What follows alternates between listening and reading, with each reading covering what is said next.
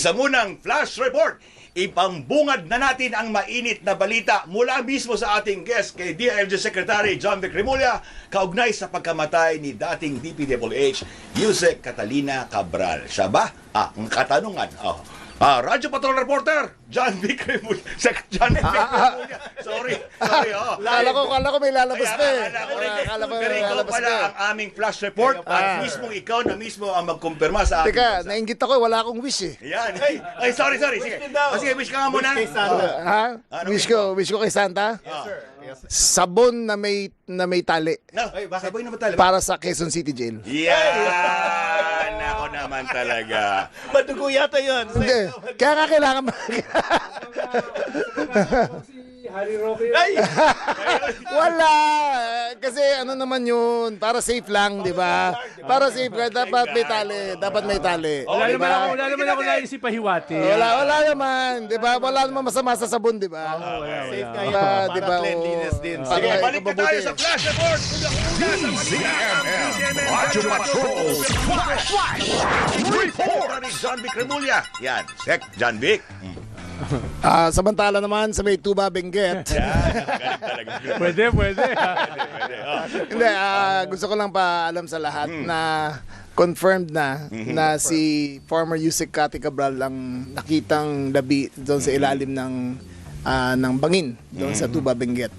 Siya ay isinagawa ng isang autopsy at DNA swab.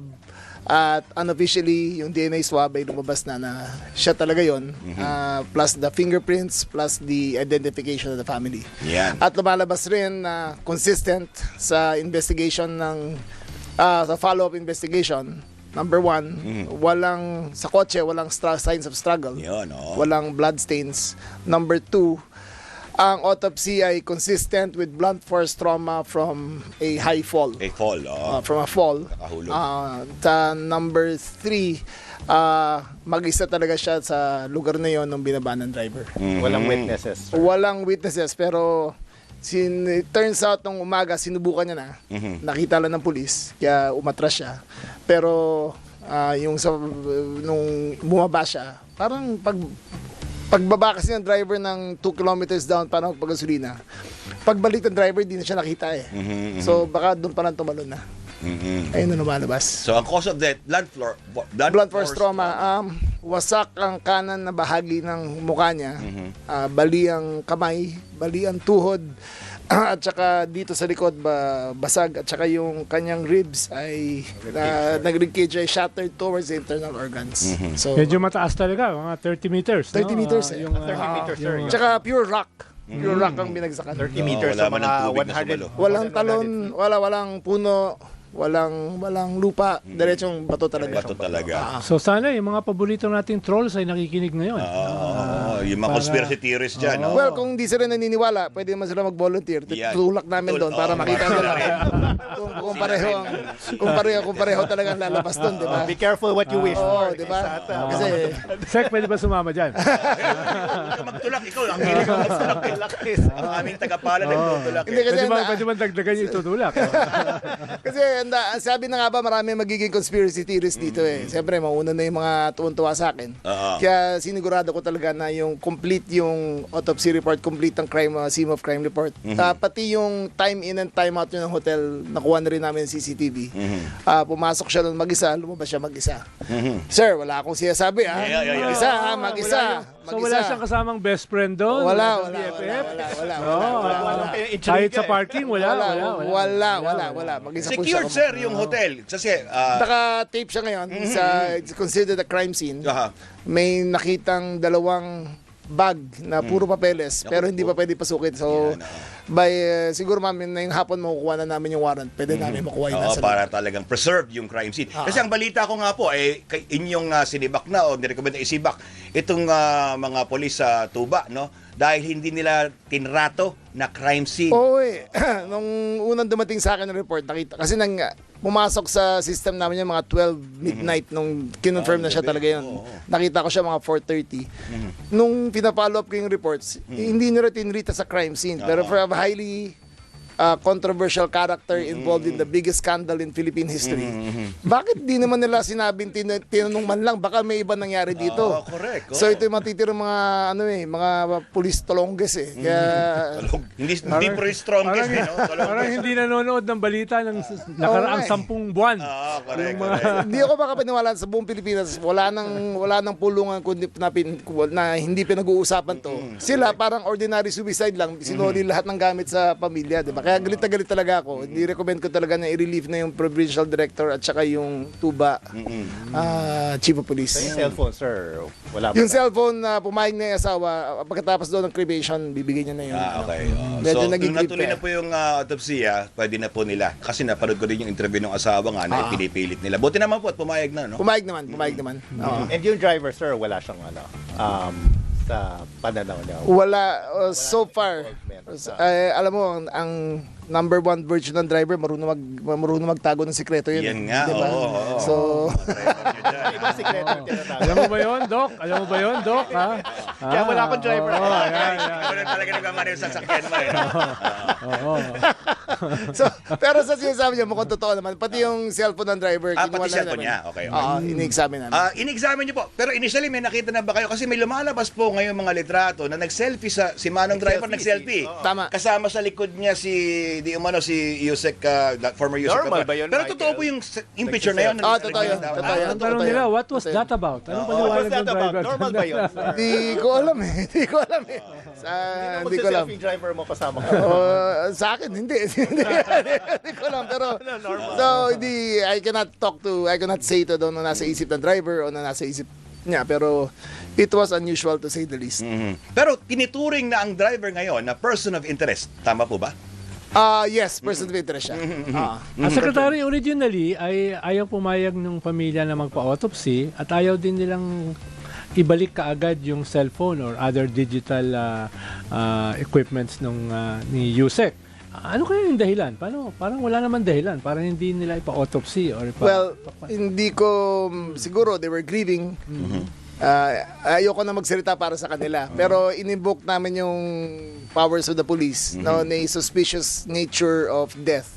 A autopsy is mandatory. Dalawang taong pwede humingi niyan, mayor o PNP. So in-invoke ni Chief na dati ang powers ng PNP para mapa-autopsy yung katawan. Bukod po sa kami nakikirami, syempre, ang taong bayan, kasi maraming katanungan, no? Parang may tuturing kasi itong national interest, no? Tama itong kaso po na ito, kaya dapat talagang tayo sigurado para hindi rin po tayo mapulaan na tayo may tinatago din. Tama po ba, Secretary? Tama yun. Kaya sinigurado ko, nung nakita ko na may lapses nung umpisa pa lang, galit na galit ako, sabi ko, sino pa, yung crime scene yan eh, dapat ma-preserve. So, follow up na lang yun. Yung tao mismo, di ba? Dapat yun eh, normal police procedure. Pero, kaya nga, hindi naman perfect ang PNP. At least, ginagawa namin yung remedial action. I hope it's a lesson to everyone. Lalo na ngayon, na ang daming involved dito. According to ICI, mga 1,000 individuals involved eh. So, dapat alam kagad nila kung may mangyaring ganyan. Is to preserve the scene of the crime first. Sir, tinatanong ni Tem sa may question agad ng ating publiko. live on sa comment section kung hindi ba daw delikado na saka pa ibabalik yung mobile phone, baka daw Tampering. Oo. Kaya na-relieve ang chief of police. Yan. Kasi hawak na nila. Ibinigay pa. Oo. Pero kahit kasi burahin yung laman nun, pwede pa rin mabuksan yun ma-recover, eh. sir. Oo, dahil may backup yun. Parang marami kang binubura. Medyo. Sanay. Diretso ako sa telco. Mahirap na, baka i-check sa telco eh. No? Clear history. So, ibig sabihin may mga pamamaraan pa tayo, no? Meron pa naman. Sakaling mabalam man. Kasi parang sinasabi, tama ba ako, Secretary, na hindi dahil sa pagkawala o pagkamatay ni former Yusek Cabral, ay titigil lang ang investigasyon. Hindi. Tuloy pa rin yan. Death does not protect. Death does not protect the guilty. Siguro mahalaga lang na dahil hindi naman natin masisisi yung mga tao na may mga suspicions. Correct. No? Dahil Una sa Pilipinas. napaka-strategic ng pagkakapanaw eh. No? Saktong-sakto na siya ipapatawag, siya ay kakasuhan. Tinatawag na siya sa Hindi siya dumalo Sunod na siya. no? Siya na yung sunod Tapos yung role niya mismo, head ng planning. Ibig sabihin, alam niya lahat. Siya. Alam niya nangyayari Central doon, figure. no? Tama. Mismo yung dalawang senador sinabi na nung sila ay senador pa, ay hiningian sila Oo. ng projects. Yung kapapasok lang, nakaupo lang si Senator Tito Soto at si hiningian sila Panfilo. ni Yusek Cabral para magpasok sa NEP. Hindi after the NEP, before the NEP, no? At hundreds of millions, no? Tumanggi lang sila. Kaya talagang mahalaga itong role. Sabi nga nung iba, siya yung linchpin doon sa sindikato sa loob ng DPWH. Dahil ang tagal niyang head ng planning. Correct. No? At nung panahon ni President Duterte, siya rin yung nag-facilitate nung 51 billion na napunta kay Pulong Duterte ng isang distrito for less than 3 years. So maraming mga ganun na hinawakan itong si Yusek Cabral. No? Kaya Yan ang siguro konteksto. maraming mga tao ang interesado na siya ay mawala. No? Kaya nagkakaroon ng shadow itong kanyang pagpanaw. No? Ay rin ang nakita ko na umpisa pa lang, alam ko na magkakaroon ng conspiracy theory. Lalong-lalo na yung mga fans mo. Yan. Sila mangunguna dyan, di ba? Mga malilikot ang utak. Yan, Kaya sinabi ko, there's no other way to confront a conspiracy except to present the truth. Correct. Pero linawin ko lang, Sec John Vic. Kasi, siyempre, tinitignan ko yung mga sa mga post din na yan, yung mga fans nga ni Sec Llamas, no? May sinasabi sila. Ang sabi mo daw kasi is parang walang foul play. Of course, no? Yes. Pero batay ito doon sa ebidensya. Sa ebidensya. Sa postmortem, sa autopsy, sa scene of the crime, wala kaming nakitang evidence of foul play. Walang struggle. Kahit sa mga kuko niya, walang nakitang skin cells na pwede mag-point. Walang gunshot wound.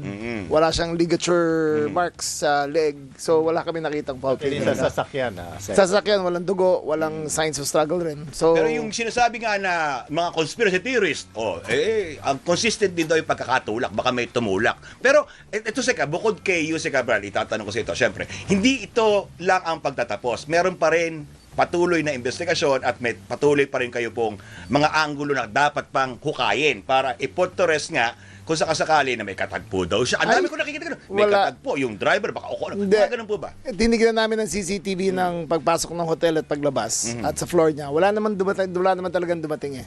Tsaka sandali na siya ron, mga 1 oras lang. Tapos bumaba rin. Sabi sa driver niya, baba na tayo ulit. Tsaka ng umaga, nung 8 o'clock yung packet sila, tumigil sila sa very same spot. At tumayo siya sa edge kung saan siya nahulog. Yung litrato, nakita natin. Oo, doon tumayo na siya ron eh. Nakita sila ng pulis. Sabi ng pulis, bawal dyan. Kaya sumakay na siya ng kotse. Tapos umakita sila. Kaya doon pa rin ng umaga, baka may balak na talaga.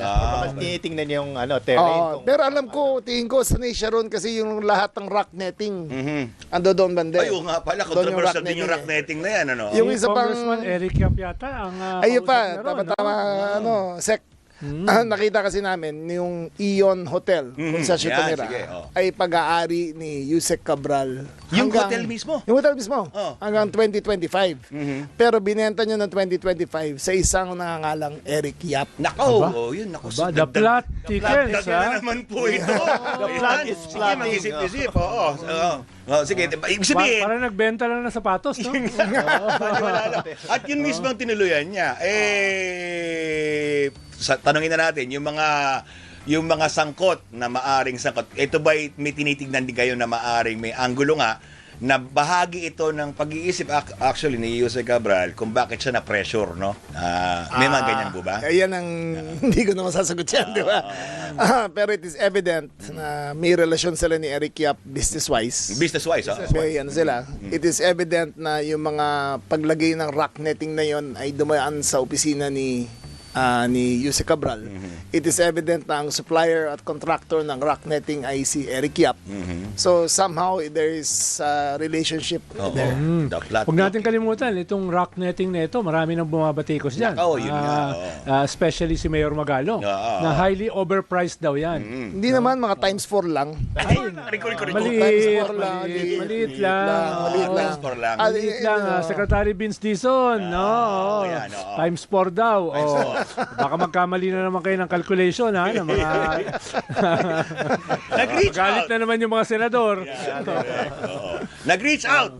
Nakaraan, pumunta sa ICC Pero nung pangalawa pagpatawag, hindi siya pumunta. Pero nung nakaraang... ICI. Sorry, ICI. Ikaw, Mamaya natin tumatalong pag-usapan yung ICC, Tumatalong ka. Mamaya po tayo magtanong tungkol sa ICC na yan, ha? Tumatalong Alam ka. ko, at di kayo malaman.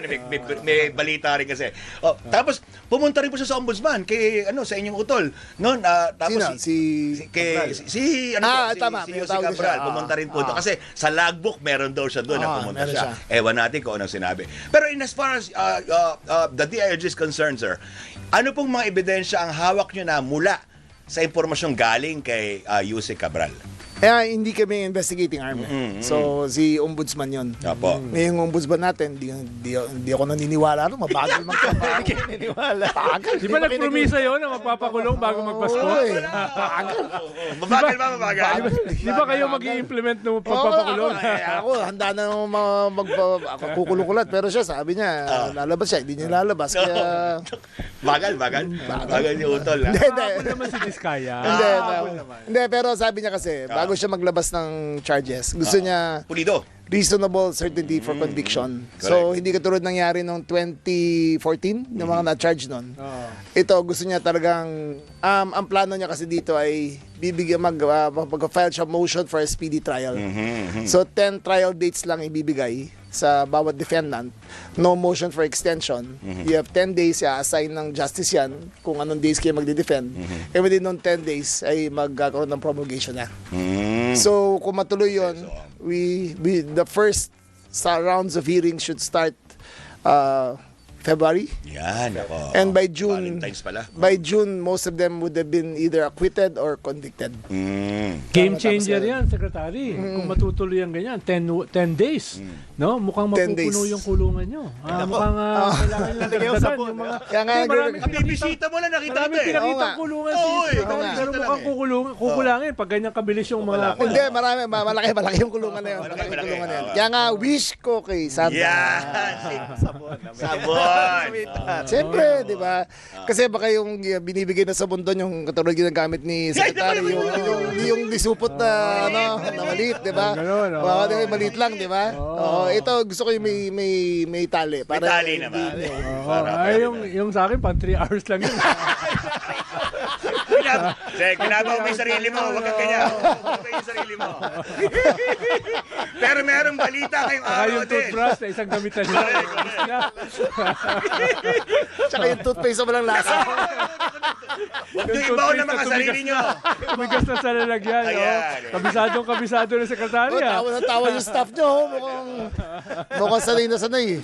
Ako, pinipigilan ko lang kasi kayo sa pagbabaon sa mga sarili nyo. Pero may balita rin ngayong araw na ito na may lumabas na raw na waran. Ito, itidiretso ko na. Mula sa ICC.